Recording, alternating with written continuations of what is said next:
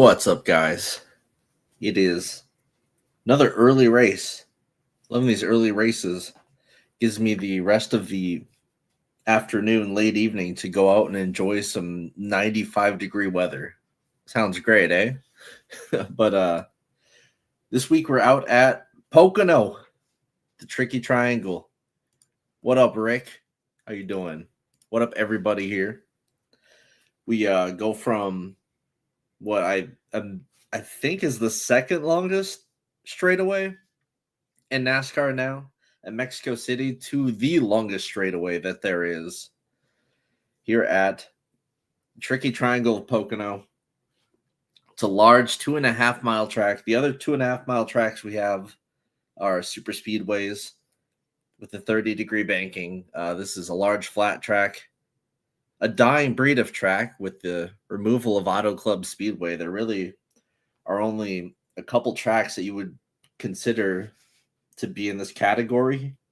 If we go over to the trap types here, large and flat, a dying breed of track. You've got Michigan, which we were just at 2 weeks ago.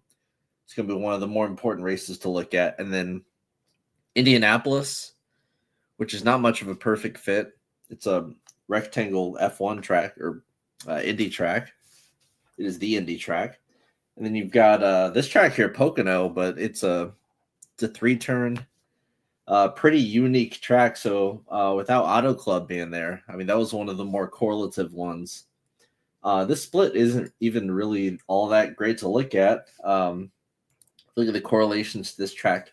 In particular, you see here at Pocono, the two best, Kansas and Michigan, and then Charlotte.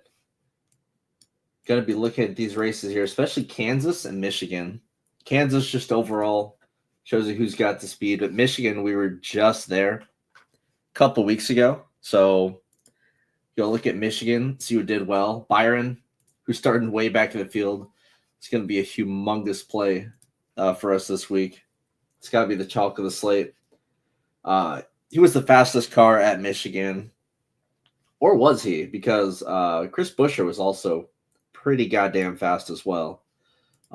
He had a lightning fast car at Michigan. He's good at these large intermediate tracks. And Byron didn't end up with the finish. We had Hamlin 1-2, and that's who we've got starting this race here. Hamlin on the top spot at probably one of his best tracks, and then Buescher starting their P2 looking fast once again. You can see like Chase Briscoe started off on the pole, faded. Kyle Busch started second, really faded. I mean, just looking at this first long run, give you a pretty good idea of who had a little speed. Ryan Blaney, going to be a big guy today, obviously started towards the rear, or not, started back in 14th, 13th, moved his way forward. Looking at that, looking at Kansas as well. Of course, Larson just absolutely fucking dominated.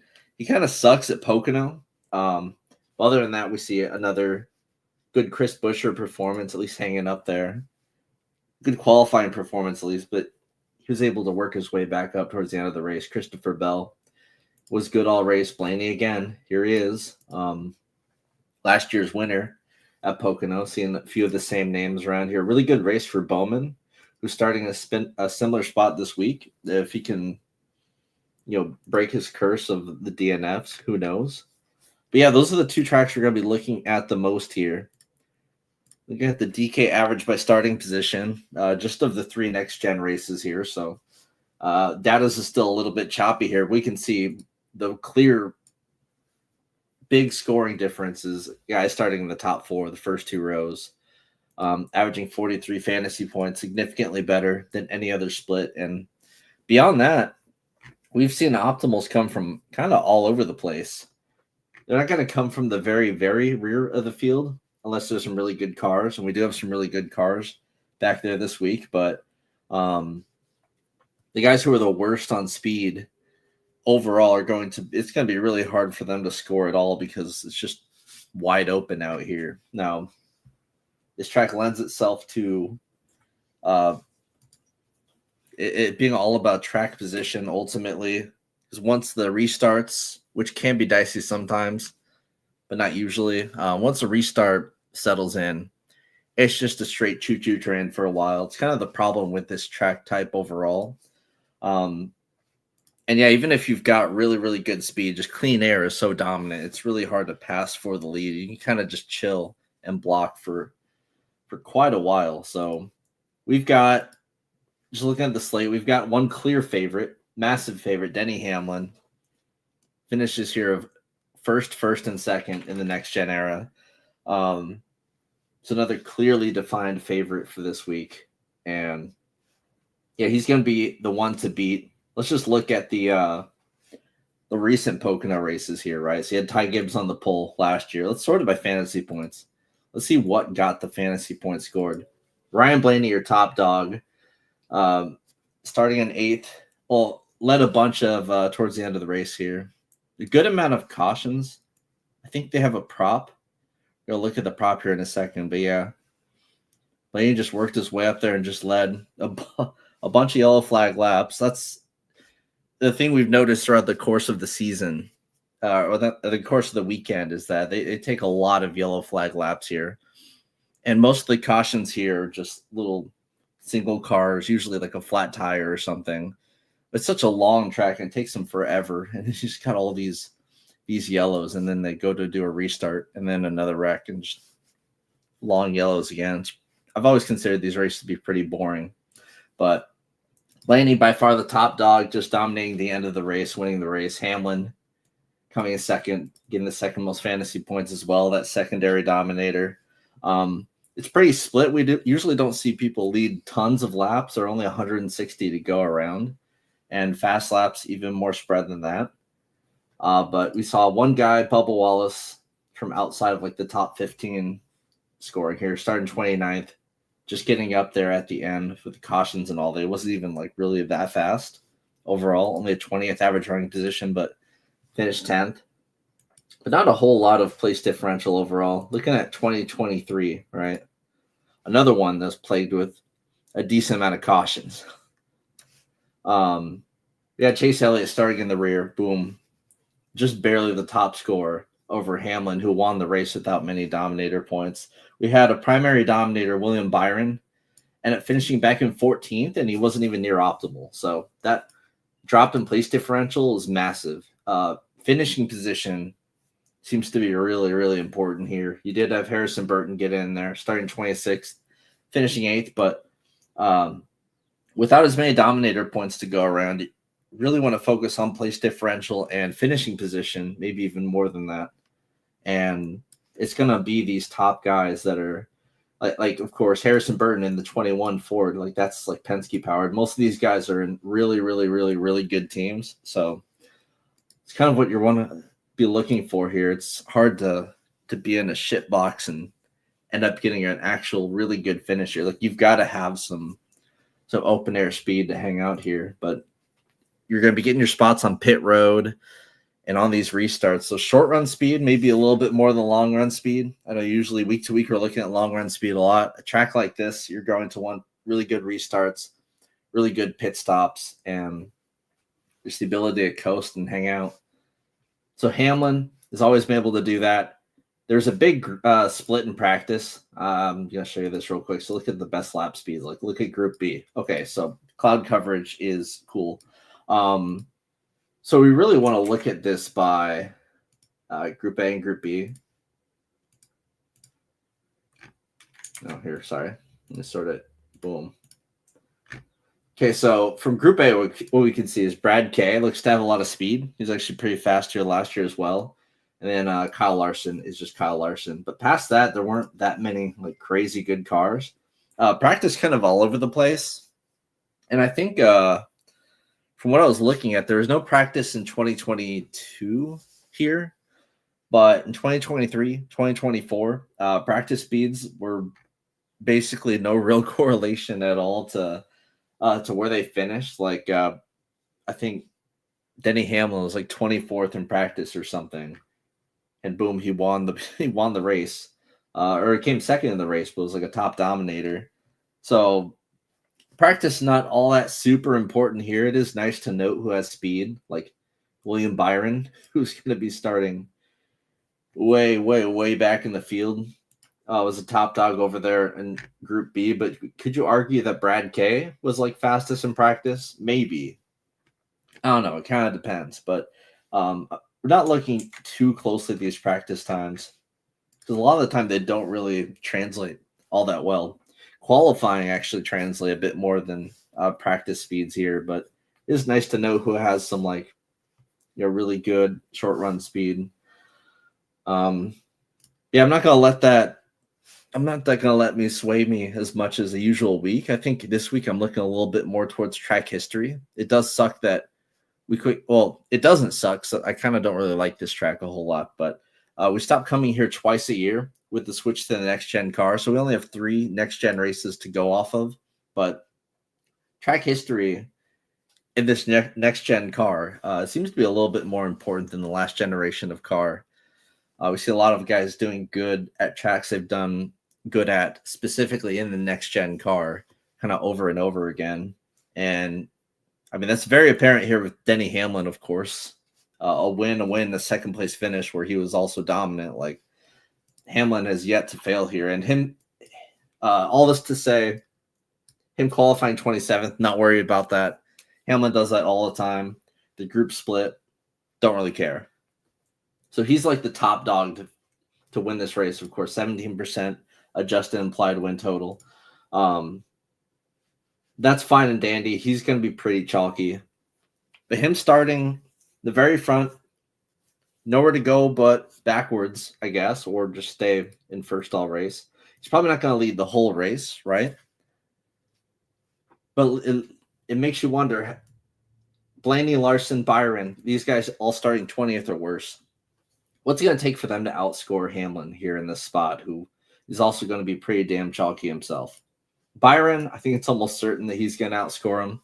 It's going to be hard to beat that place differential. Plus, he's got like the upside. He's the real chocolate slate. We're not too worried about him. But like Blaney, Larson, at what point does the place differential outvalue the lead laps here? And if you want to get a guess at, let's see here, boom. The prop sites are giving him 45.5 laps led, Buescher 8, with only 16.5 fast laps in there. And those are worth twice as much as the lead laps over on DraftKings. So, yeah, I think he's going to be popular as hell. It's going to be really tough to fade him because, finishing position being so important here. Like, who's better at finishing position at Pocono than Hamlin? I mean, 3.5 compared to everyone else that's like 5 or worse. Like, it makes a lot of sense why Hamlin's going to be popular. Just who are you pairing him with kind of is the question of the day. Might as well go over some of these odds real quick because they're pretty important to look at. So we have a clear caution prop at 8.5, which I think is right in line with historical averages. Usually bounces around between like 7 and like 10, 11. These are usually just single cars. Not really seeing the restart pileups as much at this track compared to other tracks, but could always happen. Who knows? There's just a lot of room to work with at a track like this.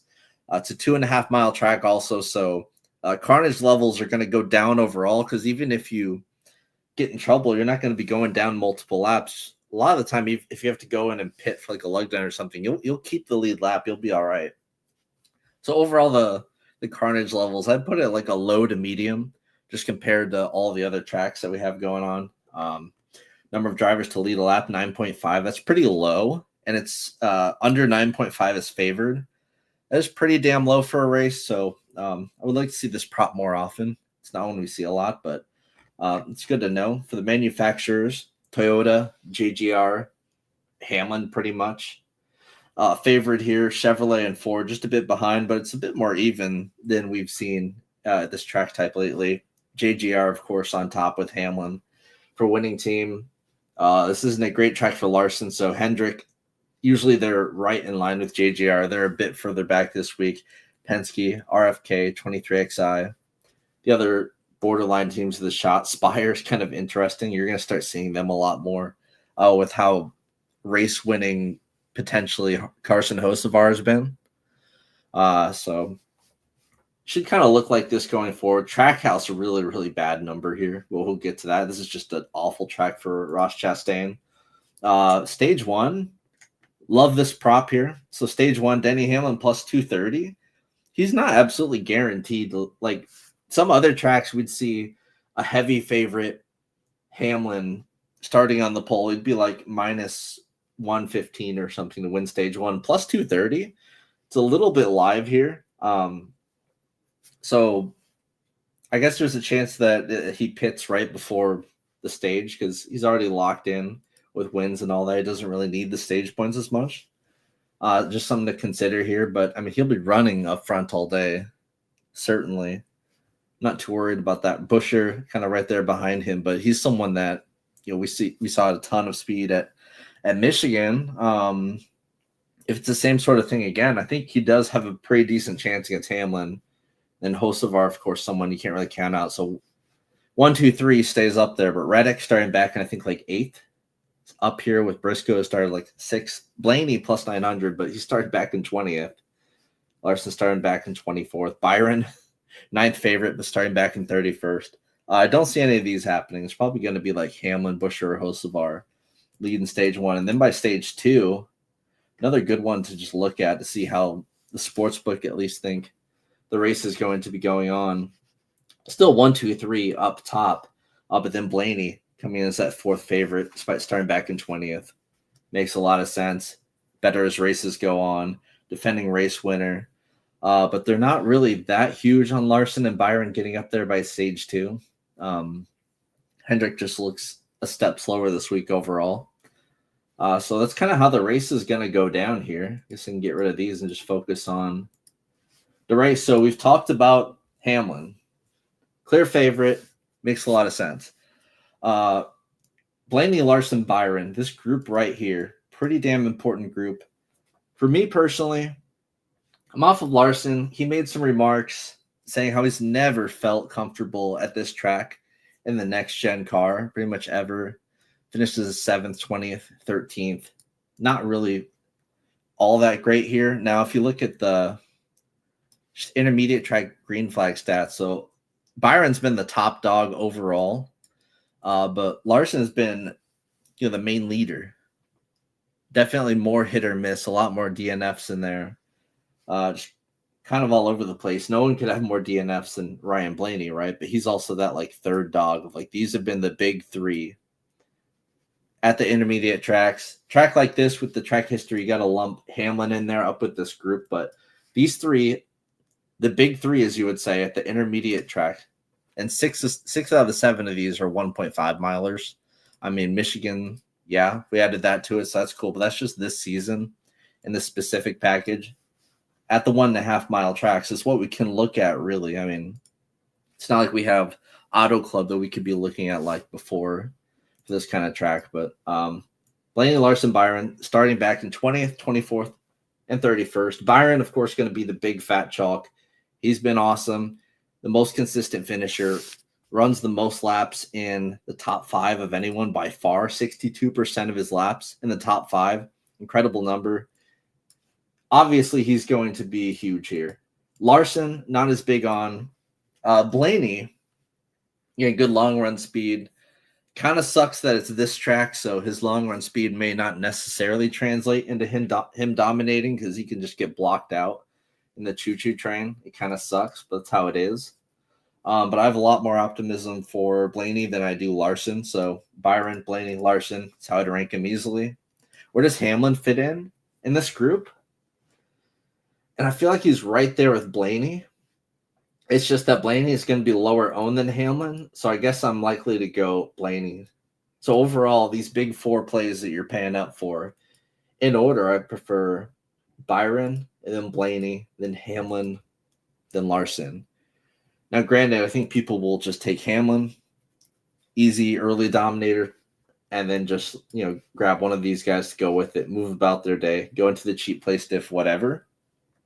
I think Chris Buescher starting second at 88. Yeah, he's priced up a lot now, as he kind of should be. I think Buescher is going to be a little bit more live. Like, I think you could replace Hamlin with Buescher in some lineups, and it's not really that troll. Hamlin, finishing position-wise, super safe, right? It's just he's going to be double the ownership. He's probably twice as good of a play as Busher, but I think it's a little bit closer than it seems overall. Like I don't think Hamlin is someone that you should go like 60% on, 70% on. I'm more likely to want to spread that out, at least over to Busher to start out here. But you also could just skip dominators altogether and just say like, hey, Blaney starting 20th is up there by like stage 2, or just like dominates the end of the race and it works out for him like stage 3. And there's kind of like this range underneath these guys where just they're not projecting as well. Bell projects pretty horribly. You can look over here. His average lead laps on the season, 0.8, like less than 1 lead lap.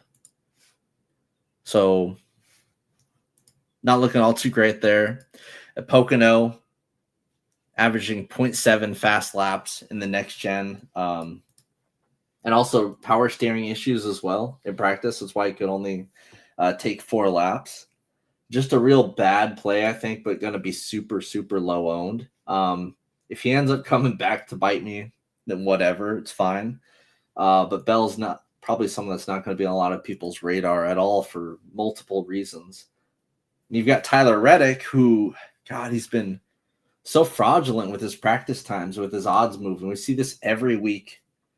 His odds jump up after a great practice session. He's got great track history. Of course he does. And then what do we see? We see him up there as one of the best drivers overall, running top 15, running top 10, even running top 5. But the dude is not leading any laps. He's not getting these finishes that we're expecting out of him. He hasn't won fuck all. Like he won, like look at the previous seasons. Look at last year at the intermediate tracks. He was consistently awesome, the best driver at the intermediate tracks. This season, the results have been awful. 8th is his best finish at his best track. Like, I don't know. It's been such a step back for Reddick. So, very cautionary with him here. Chase Elliott, the finishes have been pretty mid, safe to say, right? Even here, like 9th, 10th place, whatever. Starting back in 18th, he has a little bit of place differential to work with. The projection's going to be fine. The upside is just not really there. Yeah, he has 19 straight top 20 finishes, so consistency floor is good.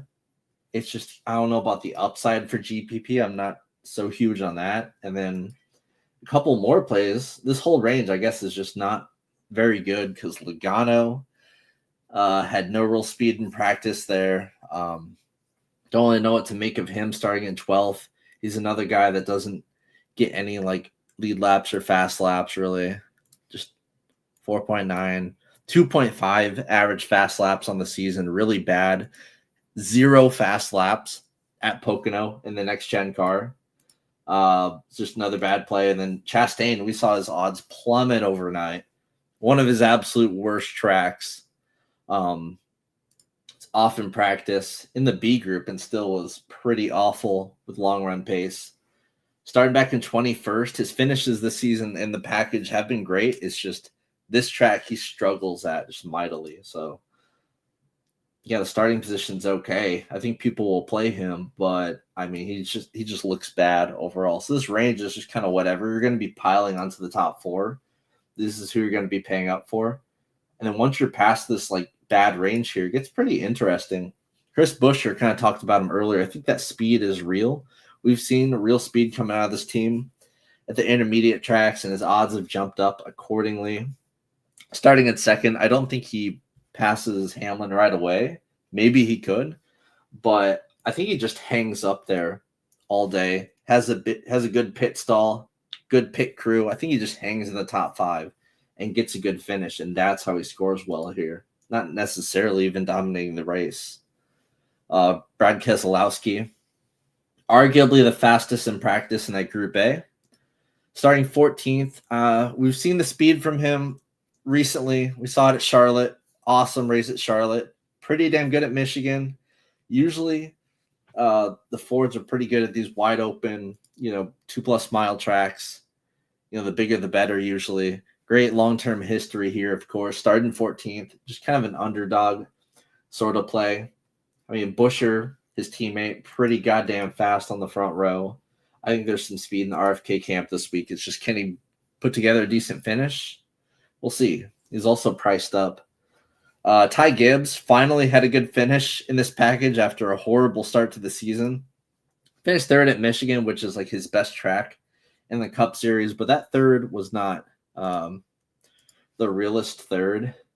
I mean, he started eighth and just looked like he just plummeted, like green flag. He just fell all the way down to 26. He was pretty awful to start the race. He just ended up getting there towards the end with pit strategy and was able to hang on for third place finish. So not the craziest third place finish there. Starting at seventh, the speed's fine. He's actually pretty good when it comes to running. I think it's like long-term at the large and flat tracks, like specifically, he's not bad at hanging up there. Like Michigan, it's a lot of the Michigan stuff, like third in the last two Michigan races. Kansas, another corollary track, is fifth at last year, and usually has speed there. It's just he shows up on paper a lot. It's just when it comes to actually getting finishes or trusting him, it's just hard to trust him. At 8-4, starting seventh, in a pretty awkward spot. Like he's playable for sure, but I'm after Michigan, even with the third place finish, the speed wasn't there enough for me to be really confident about playing him. Kyle Busch is a weird one because this is one of his absolute best tracks.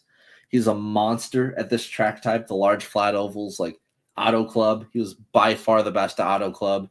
He was the best here at Pocono. And then what happens? He goes to RCR from Joe Gibbs Racing and can't drive at this track anymore. Qualifying back in 26th. Kind of shitty in practice. Hard to tell. A group and all. I don't really know what to make of this play. He's more expensive than some big chalk place differential that's going to lower his ownership here for sure. It's interesting. I think a couple years ago, if you told me I would get Kyle Busch at $8,100 starting 26 at Pocono, I'd think that you're high on crack. His price should be like $11K, but no. The switch to RCR seems to really hurt him here in this package, but he's been getting better, consistently better. We saw some he ran top 10 at Michigan after qualifying, second. He kind of hung up there. Not the worst play. He's actually oddly playable. And this is coming from someone that plays like no Kyle Busch, like ever. Chase Briscoe, probably just a no here. He didn't even get the pole. Bro fell off. Like, I don't know. I'm not seeing from this play at all. Carson Hocevar, $7,700, starting third. You can't count him out anywhere. He has race-winning speed anywhere he goes now at this point. Looking like a future face of the sport. Starting third, we saw him hang up there, top three in all the props, or the stage-winning props for stage one, stage two. Was third favorite in both of those. Like, he could. I mean, look at what he did in Michigan, right? Like, he was awesome. Where was he? Mr. Hocevar, starting 14th. But look at that. Just ran up and just took the lead, dominated. And then, of course, what happened? What's happened to him at pretty much every single race that we've gone to so far this season in this package. Nashville is the one exception. That's the race where he actually finished. He finished runner-up. All these races he's had insane speed at. He's just ran to the DNF bug big time. So incredible upside, like the definition of a GPP play. Incredible upside. He usually crashes out and finishes wherever, but you got to play him for the upside. Like, you just have to. Bubba and Josh Berry, we'll talk about them together. So Bubba, just electrical issues. He was fast as fuck in practice. Good finishes here recently at this track, like solid enough for starting 34th. We'll take this all day, every day. Should be a free play, honestly. Going to be super popular, but by far the best projecting play. It's going to be hard for optimizers not to jam him in, but I feel like you should just jam it in at a lower carnage track. We see it. 23XI has speed. starting back in 34th, like he would pretty much have to crash to not be optimal here. He's so cheap. And then Barry pretty much the same, although his issues are a little bit more concerning. He missed all this practice. He's more inclined to just DNFs overall, so slightly less safe than Bubba, who just looks like the perfect DFS play. So if I was if I was to lock button anyone, I would easily lock button Bubba on this slate, even over like Byron maybe. But I mean, those are just free as could be. And then Alex Bowman, who is starting 25th, should on paper be a great place differential play. Saw him run pretty damn well at Kansas, a very strong corollary track, the best corollary track to this one. But my God, the DNF bug has destroyed this man. This poor guy. Bowman, right? He did finish top 5 in Mexico City. That is true. But look at all these DNFs in this stretch. Holy shit. Finish a race, bro. But, of course, due for a lot of regression there. Was fine in practice as well. So he's someone that the ownership is going to be way, way, way on the lower side for where he should be in this spot. Like I see Kyle Busch being a higher own, mostly because of the track history. But Bowman, definitely someone who you can get some leverage on because it is a good play. It's just he's surrounded by place differential plays that haven't been wrecking out of every single race. Well, I mean, unless you look at that stretch there from Bubba. Cindric, I don't like Cindric. I've explained the last several weeks why I don't like Cindric this season. He gets worse over the course of every single race he's in. Usually qualifies up high, runs really fast in stage 1, and then falls off tremendously. He's fast once again in practice, at least in the B group, so it's a bit inflated, but whatever. He's going to probably push up to the top 10 with his Penske speed, and he's going to finish like 24th because that's just what he does. Ryan Preece is the exact opposite of Austin Cindric, except for he actually qualified high for once. So who knows what to make of this play here, but I would rather have Preece than Cindric because he moves forward consistently, like every race. He has not done anything, at least in Stewart-Haas equipment, at this track so far. But we got, 5 top 10 finishes in this intermediate track package from Ryan Preece, almost always starting like 30th. My God, definitely playable. I will take him here, but starting 13th, he's going to really need to push into the top 10. But RFK has speed this week once again. Suarez, this is a horrible play. I can start hiding some of these, but I'm going to get rid of some guys. You know, we got to start unfriending the people. Boom. They're gone. Who else do I want to get rid of? Just for my sakes. I'm not big on Chastain, right? Boom. Logano, I'm sorry. These are people that I'm not playing 0 of these guys. I'm just saying, going to make a little bit of room here to kind of narrow the pool down. Anyways, moving on. Stenhouse had a bad practice, whatever. Starting 30th. He's been, he's had some potential in this package. It's just there are way better plays kind of surrounding him here. So not someone I'm really looking to get a whole lot of. The odds are whatever. Eric Jones is super interesting. The 7th at Nashville, very impressive. He ran top 5 a lot. Michigan was 11th. Let's see how he did at Michigan here. Started in 22nd. Kind of quickly moved up. And, just kind of ran top 15 all race. A really good run from Eric Jones there. And, the last 3 next-gen races, all top 15 finishers for Jones. Now, he's starting up in 11th, which would usually knock him off of being an acceptable play even at $6,400. But Legacy has found something recently. You can even see Jonathan Nemechek qualifying 4th, which crazy, I know, but they've got some speed this week. This is a track that he's consistently great at, and he's had the speed recently just overall in this package. Jones is someone you can play starting 11th, which sounds wild, but it's not. Like, the bigger the track, the better Eric Jones is. He's great at super speedways, great at the 2+ mile flat intermediate tracks. Got to keep him in the pool. And these two plays here, kind of interchangeable. Michael McDowell, AJ Allmendinger. Absolutely love AJ Allmendinger starting 33rd. Like, he's had real top 10 upside. Just fine mid-pack finishes here. We'll almost take like a 17th, starting 33rd. Like, whoops, not 117th. Like 40 points, we'll take it. Like, that's going to get the job done at 6,100. Yeah, great play. McDowell, faster in practice. Now, he's been kind of a little bit all over the place. Was about to win at Texas, so this could easily be a 1. You look at it and be like, wow, not bad. Yeah, obviously a little bit more of a risky play, but I mean, literally double the odds. And also an Inspire equipment, which is we've seen with Carson Hocevar, like damn near race winning at best. We saw it with McDowell. We saw him be almost race winning at Texas. So these two plays, awesome place differential plays. I mean, you're seeing how easy it is to find value on this slate in the 6K range.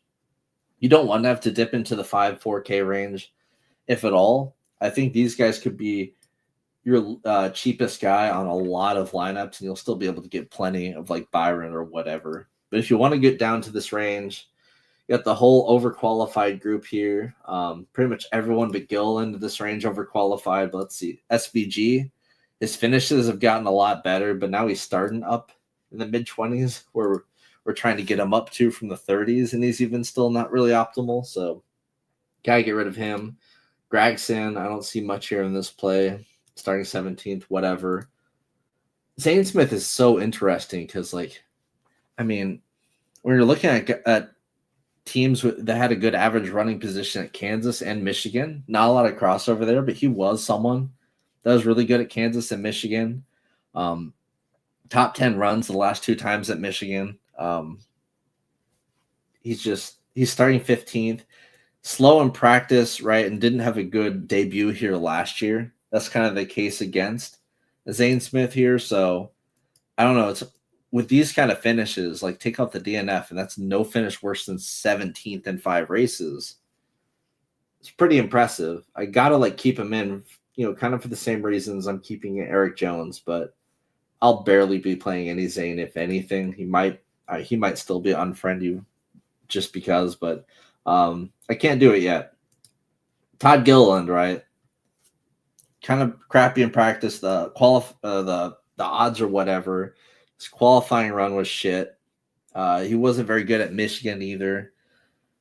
But he's like the cheapest, like decent place differential play. Nowhere as good as like McDowell or Allmendinger, but sometimes you just need to get down here to afford who you want. You can do that. That's fine. Whatever, I guess. After that, like this row here is so overqualified. Like Nemechek starting 4th is crazy. Custer starting 5th, right? Even like Dylan starting 16th, that's too high. Haley 22nd. We can just chop off this whole range. I'm sorry, Brennan Poole. In Xfinity, you're my GOAT every single week, but not in this equipment, right? And then Ty Dillon, Herbst. Like Ty Dillon, yikes, the practice speeds are just horrifying. Doesn't really have the pace to hang here. Doesn't have the track history either. Starting 27th. Can't really do it. Sorry, Ty. Riley Herbst. Yeesh. I think he just kind of sucks. He's finished 25th basically the last few races in this package. I don't know why you need to go to 48, but whatever. I'm not doing it. If anything, I would go to Cody Ware. But even then, you can't really play Cody Ware here, right? Like, this is pretty much the pool. Like, you don't want to go lower than Gilliland. You don't even want to have to go to Gilliland. You want to stop at Allmendinger because that's an awesome play, right? And it's easy to not have to go this low. So this is your real range of guys that you're looking at for this week. And, yeah, that's pretty much all there is to it, right? See what people in the comments got going on. Wallace or Stenhouse? It's got to be Bubba Wallace. Like, it's not even close. Not even close. Bubba Wallace is like the best play on the slate besides Byron. And Stenhouse, like, bad in practice. Starting 30th. Like, I mean, Bubba was the absolute best in practice. It's kind of hard to make that comparison. Well, I got to make a winner pick here, and I can't pick Hamlin. That's just That's silly. Can't be doing that. I think, hear me out here. Maybe this is enough of an upset. Like I think Byron starts 31st and then wins this race. Because I mean Hendrick is still Hendrick. They're still good. There's clearly speed here, and usually Byron doesn't win because he's playing second fiddle to Larson. I think Larson's a bit off here at this track. I think it's smooth sailing ahead for Byron. Now, obviously, Hamlin is probably just going to win this race, but for my pick personally, has enough upside potential with him starting back in 31st. Like, give me some Byron. Buescher, another guy I'm thinking about. Like, this would be a really nice spot for him, but I think he just leads some laps, gets some fast laps, but just comes like third. But he's optimal. Maybe that could be like a surprise pick, and a quote unquote overqualified Chris Buescher being optimal. It's a bold enough of a call, all right? Carson Hocevar crashing, not a bold call, but I think he's going to be super fucking fast and then just wreck again. Okay, that's just what he does every week, yeah. Buescher for the win. Buescher for the third place, but optimal. That's what we're doing here. Buescher for third place, but optimal. Also Cindric. You know what? I don't like seeing you. You're gone. There we go. That's my real pool. All right, well, I guess I'll do it for this week. Get those helmets up. Give a like and a subscribe to the channel. We keep giving you awesome free content like this. So you can see when we go live. Just do that right now. You 287 people that are here. Get your ass to the like button. You don't. I don't even care to like. Just subscribe. All right. Give us a nice little subscribe here, and I'll see you next week for where the hell are we going next week? We're going not Calabogie Motorsports Park. God, I should have the schedule down better than this. Is it Dover? It's Atlanta. Another super speedway next week, so that should be fun. I can already tell you what to do for Xfinity. You play Austin Hill, and then for the Cup Series, you play Daniel Suarez. There you go. All already done. Already got next week's content mapped out there. So there you go. Have fun playing Austin Hill and Daniel Suarez next week, and I'll see you guys in Atlanta. Peace out.